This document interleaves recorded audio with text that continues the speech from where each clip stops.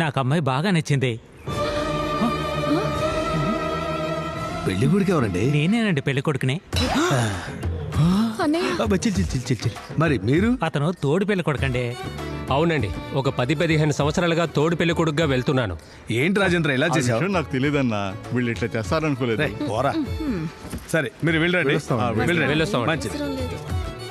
మల్లిగా అన్నా? బండాపు బ్రో కాస్త ఎందుకండి? స్పెషల్ కోటా ఉందిలే. మరి మావాడు?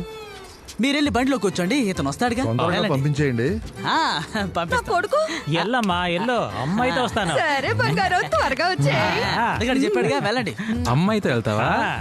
ఎల్దు గాని ఇంతవరకు ఎంతమంది అమ్మాయిలు చూసారు మీరు? 10 అడుగులు అయిపోయారు, ఇది 18వ. అన్నయ్య వీడో పెద్ద గజనీ మొహమ్మద్ ఇలా దండయాత్రలు చేస్తున్నాడు. వెళ్ళిన చోటల్లో అమ్మాయిని రిజెక్ట్ చేసిందా లేదా నువ్వు అమ్మాయిని రిజెక్ట్ చేసావా? అమ్మాయిలే రిజెక్ట్ చేశారు. మరి ఏ మొహం పెట్టుకొని మా ఇంటి అమ్మాయిని చూడటానికి మీ వచ్చా? ఇంటికి పెళ్లి చూపులకి చాలా మంది వచ్చి వెళ్ళారని తెలిసిందే, అందుకే నేను ట్రైల్ వేద్దామని వచ్చాను. నువ్వు ట్రైలర్స్ చూడటానికి నా చెల్లెలు ఏమన్నా స్కూటీ అనుకున్నావరా? మల్లె పువ్వు లాంటి నా చెల్లెలు ఎక్కడ, కందిరేగ లాంటి నువ్వెక్కడరా? పగలు చూస్తే రాత్రి కల్లోకి వస్తావు, నీకు మా చెల్లెలు కావాలా?